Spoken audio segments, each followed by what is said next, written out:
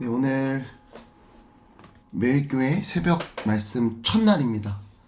네, 5월 13일 새벽의 말씀이고요. 이미 이전에 하루 전날 녹화된 영상인 것 양해해 주시고, 아마 대부분의 말씀들은 녹화된 것들 영상을 새벽 6시 시간에 이렇게 송출하는 식으로 함께 나누게 될 것 같습니다.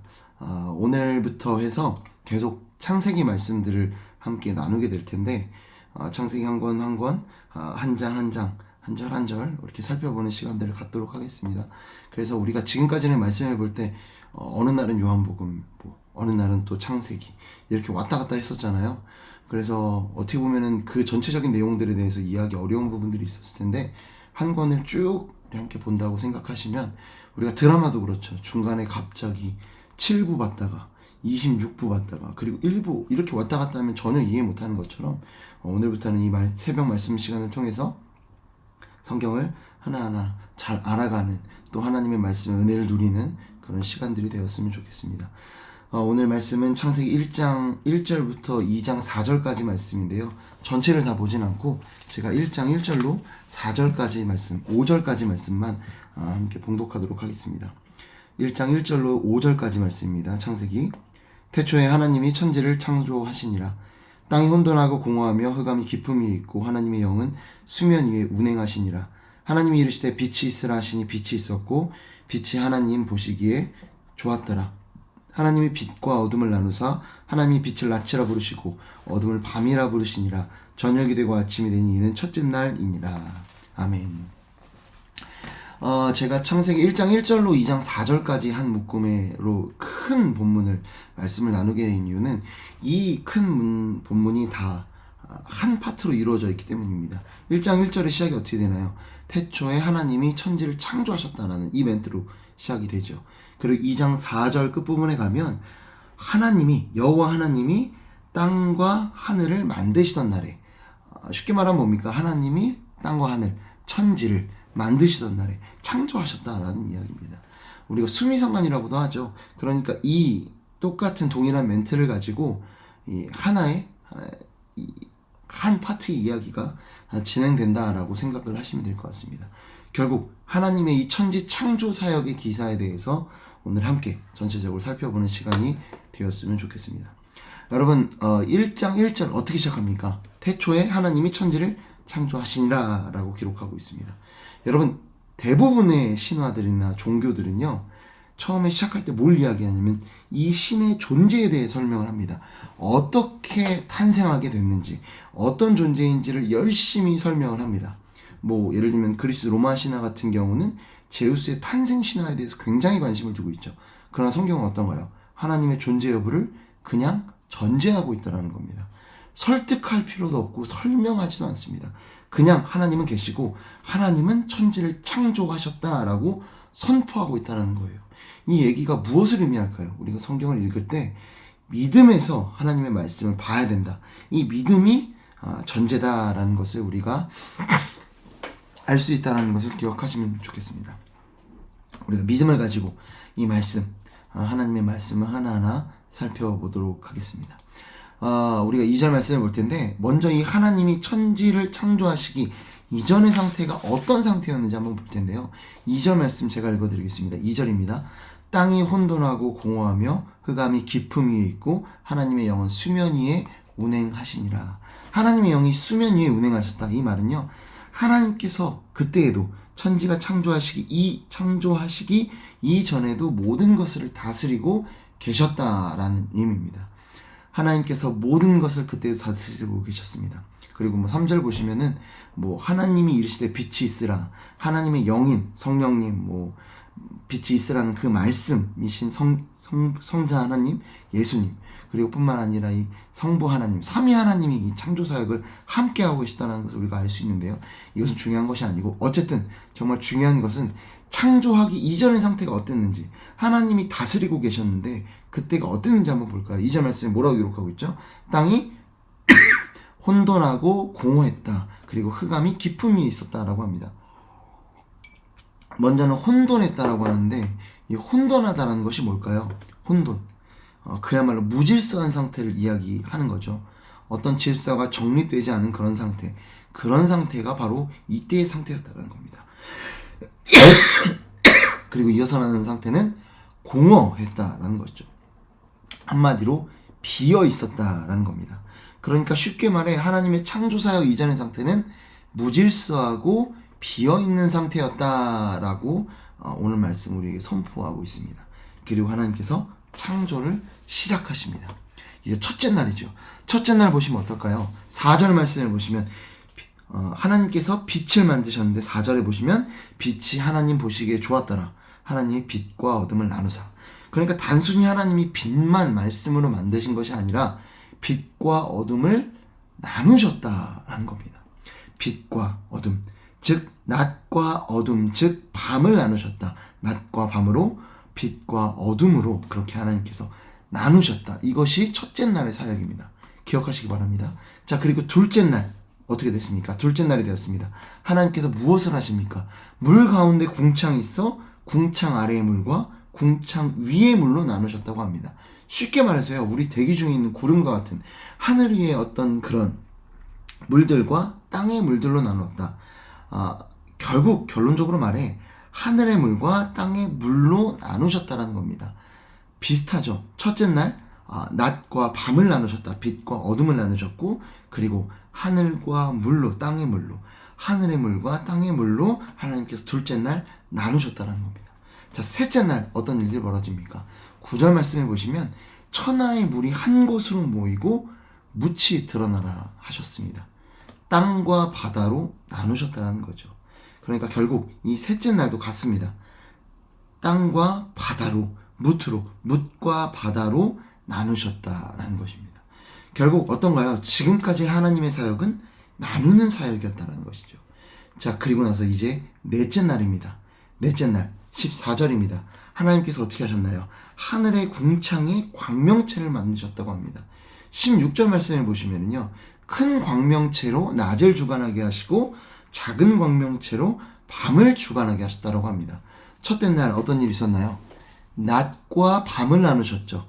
빛과 어둠을 나누시면서 빛이 낮으로 어둠을 밤이라고 하셨습니다. 자, 그런데 낮을 비추는 광명체를, 그러니까 낮을 채우신 거예요. 뭐로? 하늘의 그 광명체로, 낮은 우리가 잘 알고 있는 해겠죠. 그리고 밤에 그 어두움도 채우셨습니다. 무엇으로? 어둠의 광명체, 바로 달과 별들로 채우셨다라는 것이죠. 자, 그러면 다섯째 날은 어떤 사역을 하셨을까요? 둘째 날 기억해 보시면요, 궁창 위의 물과 궁창 아래의 물로 나누셨죠.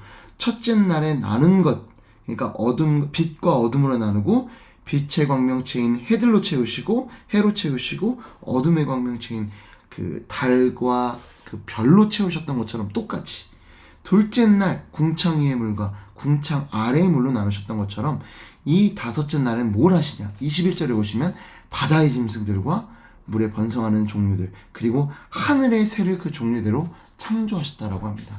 그 정확히 둘째 날에 나누신 그곳을 생명으로 채우신 사역이 다섯째 날에 이루어지고 있다는 것입니다.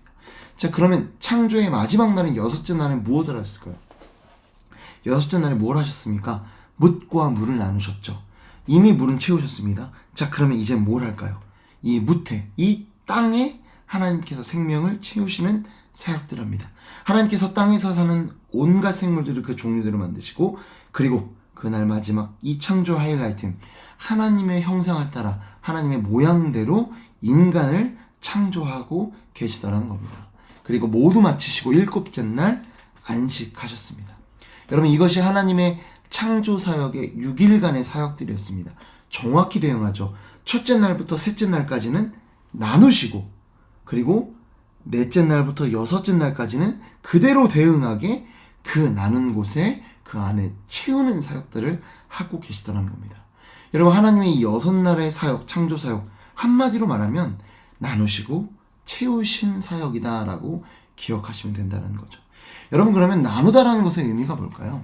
여러분 한번 생각해 보셨으면 좋겠습니다. 저희 집 애들이 아침에 일어나면 거의 6시면 일어납니다.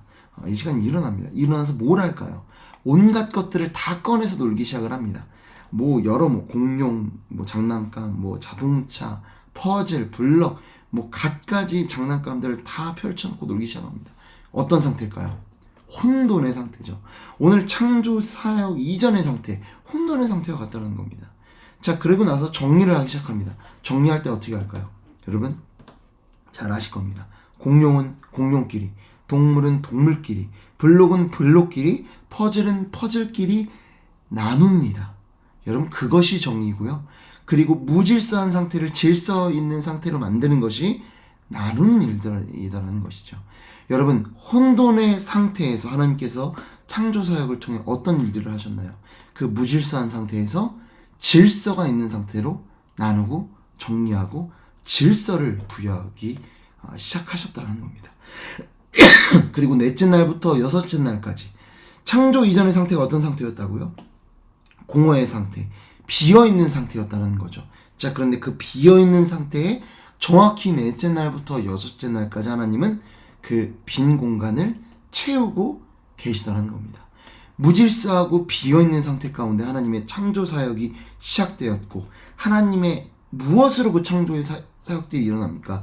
하나님의 말씀으로 창조 사역이 시작되는데, 하나님께서 질서를 부여하시고 그곳에 생명으로 하나님의 충만함으로 채워지는 일들이 그렇게 벌어지고 있더라라는 것입니다. 여러분 그렇습니다. 무질서하고 비어있는 세상에 하나님의 말씀을 통해 질서가 부여되고 공허한 것에 충만한 일들이 이루어지게 되더라라는 것입니다. 여러분 우리 인생에 있어서 정말 어려운 일이 있다면 그것이 무엇일까요? 여러분 그것이 무질서한 상태가 바로 우리 인생에 정말 어려운 일이 아닐까 생각을 합니다.